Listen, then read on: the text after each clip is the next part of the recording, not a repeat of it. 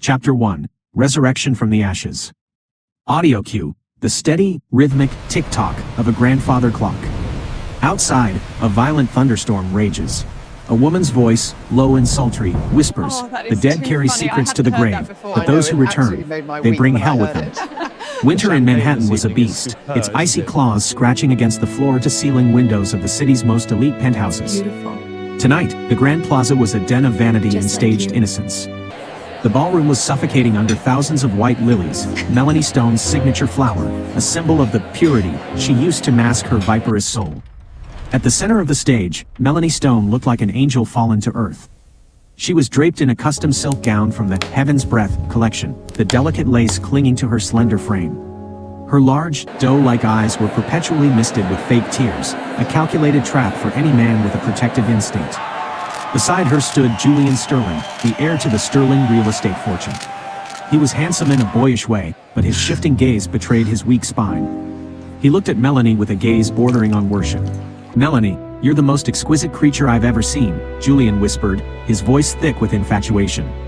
Melanie lowered her head, hiding the flash of triumph in her eyes. "Oh, Julian, I only fear Scarlett might be watching from beyond. She was your fiancée first, after all. That woman was a psychopath."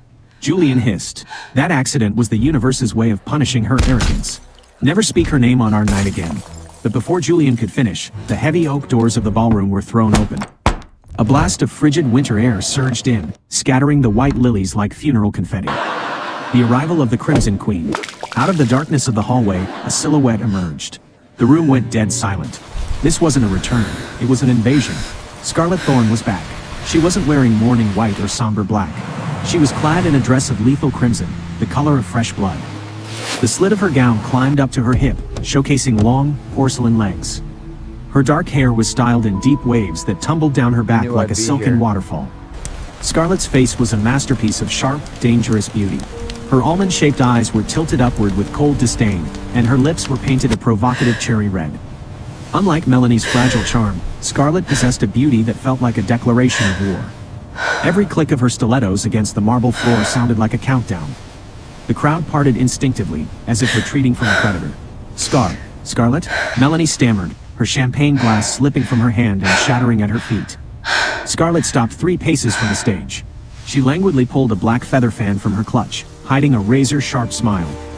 "Good evening, everyone. It seems I've arrived just in time for the climax of this little family betrayal." Her voice was low, melodic, and dripping with irony. Julian stepped in front of Melanie, though his knees were visibly shaking.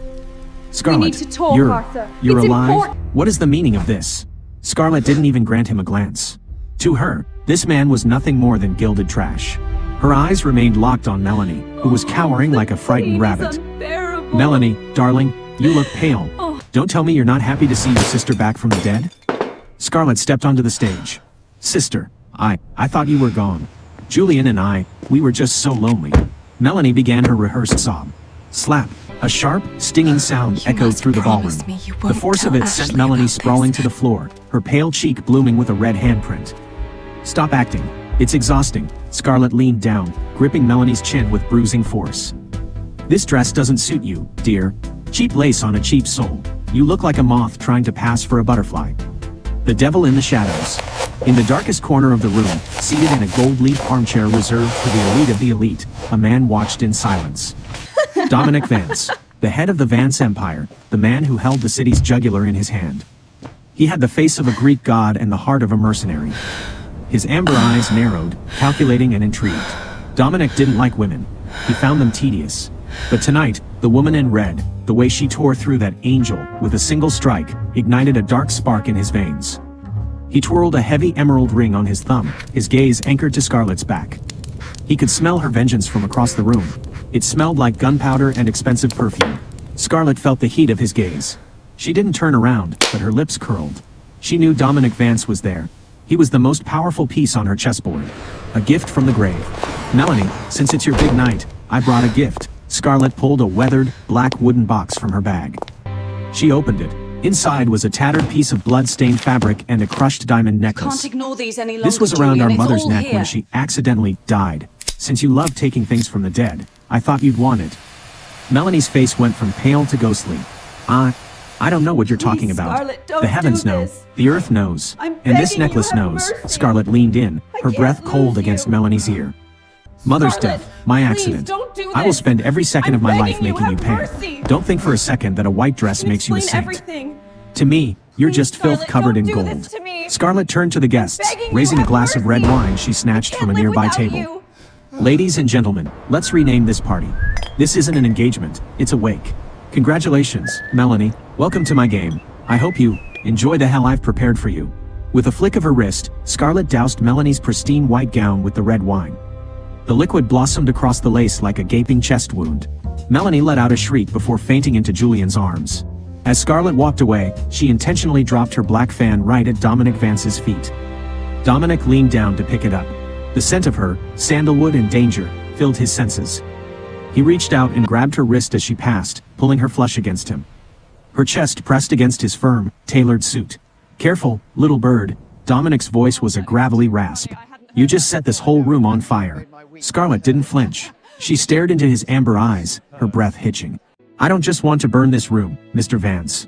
I want to burn the world. Are you going to help me strike the match? Dominic smirked, his hands sliding down to her waist, gripping it with terrifying possessiveness. The price for my help is you. Every inch of you. Do we have a deal? Scarlett smiled, a devastating, wicked curve of her lips. Then let's see who ends up on top, Dominic. The hunt had officially begun. The storm was a deluge. Scarlett Thorne stood on the curb of the Grand Plaza, her crimson dress clinging to her like a second skin. She looked like a blood-red wound against the gray New York skyline. A black Rolls-Royce Phantom, looking like a prowling beast, glided through the rain and screeched to a halt in front of her. The window rolled down, revealing the razor-sharp profile of Dominic Vance. He was still holding her black feather fan, tapping it rhythmically against the leather door. Get in, he commanded. It wasn't a request. It was an ultimatum. Scarlett didn't hesitate. She slid into the back seat, instantly enveloped by the scent of expensive sandalwood and Cuban tobacco. Dominic's presence was suffocating, filling the cabin with an aura of raw power. Without a word, he shed his tailored suit jacket and draped it over her shivering shoulders. The warmth of his body heat lingering on the fabric felt like a dangerous embrace. Are you really going back to the Thorne estate? Dominic asked, his amber eyes tracking a stray raindrop as it slid down the column of her neck. That house is a viper's nest. Going back now is suicide. Scarlett leaned back against the leather, her eyes half closed. You're wrong, Dominic. That house belongs to my mother. I'm going back to reclaim what's mine. Every square inch of it. Dominic let out a dark chuckle. Suddenly, his large, calloused hand shot out, grabbing the back of her neck and pulling her flush against him. The air between them turned electric. I don't like pawns that think they're queens, he rasped. His thumb moved to her lips, pressing down hard until they puffed up, red and swollen. You want my protection? The price is more than just a kiss. Scarlett didn't flinch. She wrapped her arms around his neck, staring directly into the fire in his eyes. She knew men like Dominic Vance didn't want submission. They wanted a wild thing to break. Then what do you want, Dominic? She whispered, her breath hitching. My soul is already in hell. My body is all that's left. Do you want it? Dominic didn't answer with words. He crushed his mouth against hers in a brutal, possessive kiss. It tasted like smoke and expensive scotch. He kissed her like he wanted to steal the very air from her lungs, his hand gripping her waist so tight it would surely leave bruises. In that moment, Scarlett felt a terrifying sense of belonging, a surrender that felt more like a victory. The nightmare at Thorne Manor. The car pulled up to the iron gates of the Thorne estate. The sprawling mansion, once a place of childhood dreams, now looked like a gilded tomb. Scarlett walked into the foyer, her heels clicking like a metronome. Her father, Arthur Thorne, stood by the fireplace, his face purple with rage. Beside him was Tan Na, my Wa, Evelyn, dabbing fake tears from her eyes while Melanie hovered in the background, nursing her bruised ego. You ungrateful brat, Arthur bellowed. How dare you show your face here after that stunt? Scarlett didn't blink. She looked at her father with eyes colder than the rain outside. This is my mother's house, Arthur. Why wouldn't I be here? Or are you afraid that looking at me reminds you of the woman you betrayed? Slap. Arthur swung his hand, but Scarlett was faster. She caught his wrist midair, her grip surprisingly strong. Don't you dare touch me with the same hands you used to hold that trash, she hissed, glancing at Evelyn. Evelyn, your acting hasn't improved in 10 years. But I'm afraid the audience is bored. Arthur, look at her. Evelyn wailed. She's heartless. She wants us gone. Scarlett stepped toward Melanie, who recoiled in fear. Does it hurt, Mel? You know why I didn't die in that crash? Because the devil told me he was saving a seat for you. I'm just here to make sure you get there. The first strike. The next morning, the house was tense. Melanie tried to play the victim during breakfast, intentionally spilling scalding tea on her own arm just as Arthur walked in. Scarlett, why did you do this? Melanie screamed, holding her reddened skin. Arthur roared, Scarlett, you've lost your damn mind. Scarlett didn't bother explaining. She simply pulled a hidden camera from a nearby vase and tossed it onto the table. Let's watch the replay, shall we? The footage was crystal clear. Melanie deliberately pouring the tea on herself and smirking before she started screaming. The room went silent. The guests, influential family friends, looked at Melanie with pure disgust. Scarlett leaned over, whispering into Melanie's ear. That trick is old, Mel. Next time you want to play the martyr, try to be more convincing. A deal with the devil. That night, Scarlett received a text, my penthouse. Don't keep me waiting. Dominic was waiting for her in his master suite, sitting in a massive obsidian tub, steam rising around his muscular, scarred chest. Scarlett walked in wearing nothing but a slip of black silk. He opened his eyes, his amber gaze raking over her like a predator evaluating its prey. He reached out and yanked her arm, pulling her headlong into the hot water with him. The silk became transparent, clinging to her every curve. Dominic pinned her against the edge of the tub, his hands roaming her body with rough intimacy. You used my name to threaten your father today, he growled. You used me, Scarlett, and I always collect my fees. What's the fee, Dominic? She gasped as his lips found the sensitive hollow of her throat. Your life, he whispered against her skin. I want you under me, forever. No escape, no light, just us. In the steam and the shadows, their bodies collided. This wasn't love, it was a blood pact. Scarlett knew she was playing with fire, but she was ready to let it burn her if it meant seeing her enemies reduced to ash. Before the first rays of dawn could touch the New York skyline, Scarlett found herself tossed from the steaming water onto the massive king-sized bed. Dominic Vance didn't give her a second to breathe.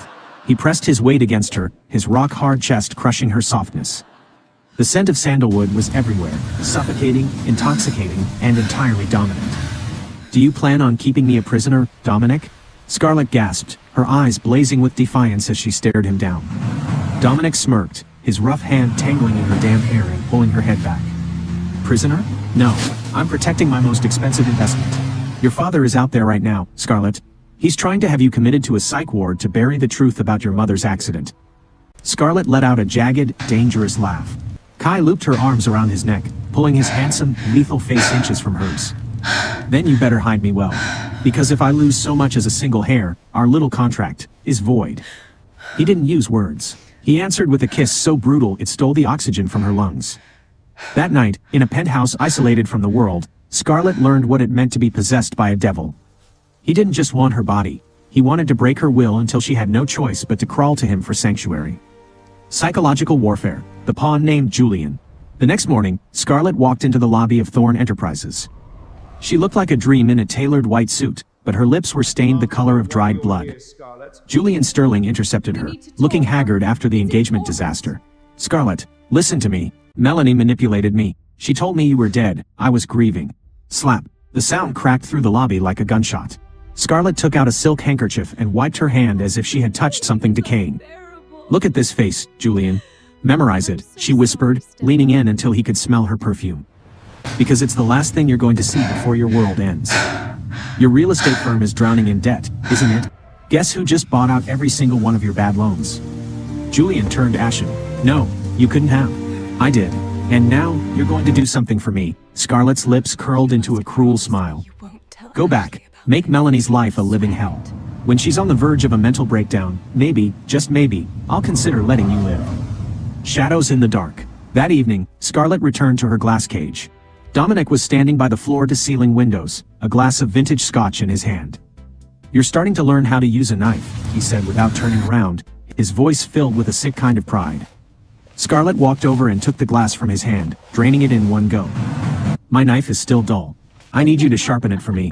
Dominic turned, suddenly hoisting her up to sit on the cold marble ledge of the window. Behind her, the city lights flickered like diamonds, but his amber eyes were focused only on her. His hand slid beneath her silk shirt, his touch rough against her skin. Sharpening a knife requires blood, he whispered, his lips grazing the pulse point at her throat. Tonight, Arthur Thorne is having a secret meeting with the lawyer who forged your mother's will. Want to go watch the show? Scarlett shivered, not from the cold, but from a surge of adrenaline and pure, unadulterated hate. She gripped his shoulders, feeling the raw power of the man she had made a deal with. Take me there. I want to watch them crawl. Scarlett Thorne has returned. The icy chill of her presence has shattered the hollow facade of the Thorne Empire. But this is only the prologue. Under the ruthless protection of the devil himself, Dominic Vance, the Symphony of Vengeance, officially begins. Watch as her crimson gown stains the heart of Manhattan. This is part 2, Blood on the Roses. Did this taste of vengeance satisfy you? Let me know in the comments. Are you #Team Scarlett or #Team Dominic? Don't forget to like, subscribe and hit that notification bell so you don't miss our bloody finale. Thanks for listening. I'll see you in The Last Supper.